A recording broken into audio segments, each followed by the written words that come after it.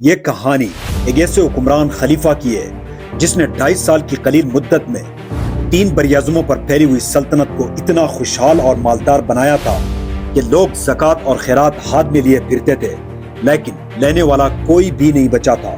دراصل یہ بنو امیہ کے 8ویں حکمران تھے، عمر بن عبدالعزیز۔ بنو امیہ کی سلطنت شمالی افریقہ، فرانس، اندلس، یورپ سے لے کر افغانستان، چین اور ہندوستان کی بارڈروں تک پھیلی ہوئی تھی، اور اس میں موجودہ یہ والے تقریباً 45 ممالک شامل تھے۔ اسی سلطنت کے 7ویں حکمران سلیمان بن عبد المالک نے اپنی اولاد کے بجائے وصیت کی کہ آنے والا حکمران عمر بن عبدالعزیز ہوں گے۔ عمر بن عبدالعزیز کے والد عبدالعزیز بن مروان تقریباً 21 برس تک مصر کے گورنر رہے تھے۔ اسی دوران آپ مصر کے پرفضا مقام حلوان کے ایک محل میں پیدا ہوئے۔ آپ کی والدہ بنت عاصم عمر بن خطاب کی پوتی تھی، اور اسی حساب سے آپ کا شجرہ نسب عمر بن خطاب سے جا ملتی ہے۔ اور جب وصیت کے مطابق آپ کو خلیفہ بنانے لگے، آپ اس منصب کے لیے بالکل تیار نہیں تھے، کیونکہ روایت یہی تھی کہ خلیفہ اپنی بات اپنی اولاد میں سے کسی کو خلیفہ منتخب کرتے تھے۔ آپ نے لوگوں کو جمع کیا اور ان کے سامنے ایک تجویز رکھی کہ مجھے میری مرضی کے خلاف اور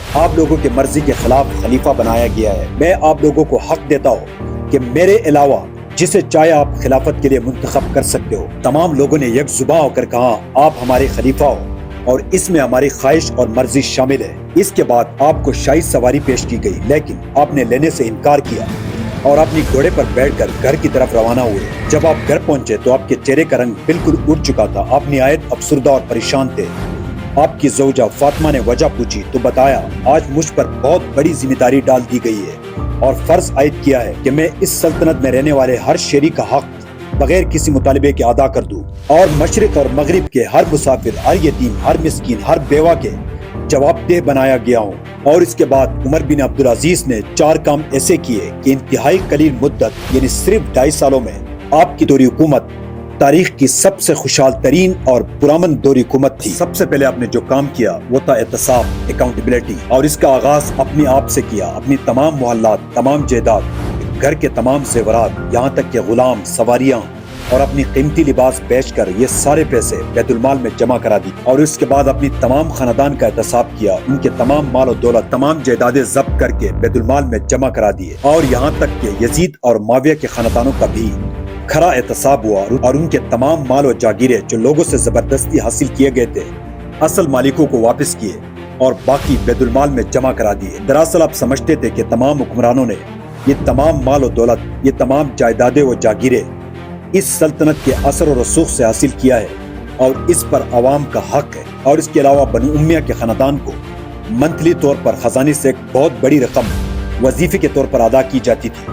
آپ نے یہ سب کچھ بند کرا دیا۔ جب خاندان والوں نے مطالبہ کیا تو آپ نے کہا، آپ کو صرف وہی حق حاصل ہے جو اس سلطنت کے کسی کونے میں بیٹھے ہوئے ایک عام شہری کا ہے۔ آپ نے یہ تمام وظیفے بند کر کے صرف مساکین، یتیم اور بیواؤں کے وظیفے مقرر کر دیے۔ اور دوسرا کام آپ نے یہ کیا کہ شان و شوکت، عیش و عشرت کے بجائے آپ نے ایسے سادگی اختیار کی جس کی مثال موجودہ دور میں تقریباً ناممکن ہے۔ خلیفہ بننے سے پہلے آپ نے شاہانہ طرز زندگی انتہائی شان و شوکت سے گزاری تھی۔ آپ انتہائی قیمتی لباس پہنتے تھے، اور ہر لباس صرف ایک دفعہ استعمال کرتے تھے، دوبارہ اسے کبھی نہیں پہنتے تھے، اور خوشبو میں مشک اور عنبر کا استعمال کرتے تھے۔ جہاں سے آپ گزرتے تھے لوگ آپ کی خوشبو اور لباس سے پہچانتے تھے۔ پوری سلطنت میں آپ جیسا خوشحال، آپ جیسا خوش لباس شخص کوئی بھی نہیں تھا۔ لیکن خلیفہ بننے کے بعد آپ کی زندگی مکمل طور پر بدل گئی تھی۔ آپ کے پاس صرف ایک ہی جوڑا تھا، اسے بار بار دھو کر پہنتے تھے، اسی وجہ سے یہ کافی بوسیدہ اور خراب ہو چکا تھا، اور اس میں کئی پیوند لگے ہوئے تھے، اور گھر کی مالی حالات انتہائی خراب ہو چکے تھے۔ آپ کو جو وظیفہ ملتا تھا اس میں بڑی مشکل سے گھر کا گزارا ہوتا تھا، گھر کے اخراجات بڑی مشکل سے پورے ہوتے تھے۔ ایک دفعہ آپ کی بیوی نے آپ سے کہا، عید آ رہی ہے اور بچوں کے پاس کپڑے نہیں ہیں۔ آپ نے بیوی سے کہا، میرے پاس ایک پیسہ بھی نہیں ہے۔ بیوی نے کافی سوچ و بچار کے بعد ایک تجویز دی کہ آئندہ ماہ کی سیلری آپ ایڈوانس لے لیں۔ آپ کو یہ تجویز پسند آئی، خزانچی کو بلایا، ایک ماہ کی ایڈوانس سیلری کا مطالبہ کیا۔ خزانچی نے پین اور قلم سامنے رکھا اور آپ سے کہا، اس پر لکھے کہ آئندہ ماہ تک آپ زندہ رہیں گے۔ یہ سن کر آپ فوراً اٹھے اور گھر جا کر اپنی بیوی سے کہا اس دفعہ بچوں کے کپڑے نہیں بن پائیں گے۔ اور کہا جاتا ہے خلیفہ بننے کے بعد ہمیشہ آپ کے گھر پر ایک ہی سالن بنتا تھا۔ آپ نے شاہانہ طرز زندگی اور شان و شوکت چھوڑ کر انتہائی غربت والی زندگی گزاری۔ اور تیسرا کام آپ نے یہ کیا کہ عدل و انصاف کا ایک برابر نظام قائم کیا۔ سلطنت میں تمام شہریوں کو برابر حقوق حاصل تھے۔ حکمران، عام شہری، مسلم، غیر مسلم، سب کے حقوق برابر کر دیے۔ ایک دفعہ ایک عام عیسائی نے خلیفہ کے بیٹے حشام بن عبد الملک پر دعویٰ کر دیا۔ آپ نے دونوں کو دربار بلایا اور ایک ساتھ کھڑا کیا۔ اس زمانے میں یہ بات انتہائی معیوب سمجھی جاتی تھی کہ خلیفہ کا بیٹا اور عام شہری ساتھ کھڑا ہو۔ حشام بن عبد الملک کو یہ بات بہت بری لگی اور اس کا رنگ بالکل سرخ ہو گیا۔ جب آپ نے یہ دیکھا تو کہا، حشام، انصاف اور عدالت کا تقاضا یہی ہے کہ ایک عام شہری اور خلیفہ ساتھ کھڑے ہو اور عدالت کی نظر میں دونوں برابر ہو۔ اور دوسری دفعہ ایک عیسائی نے ایک مسلمان پر قتل کا دعویٰ کیا۔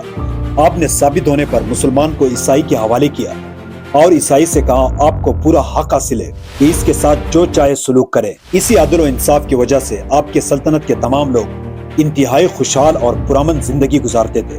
اور چوتھا کام، احساس اور امانت داری۔ آپ نے بیت المال کو قومی امانت سمجھ کر اس کی بھرپور طریقے سے حفاظت کی۔ کسی کو بھی اپنی ذات کے لیے ایک درہم خرچ کرنے کی اجازت نہیں تھی۔ آپ کو انگور بڑے پسند تھے۔ ایک دفعہ انگور کھانے کو دل چاہ رہا تھا۔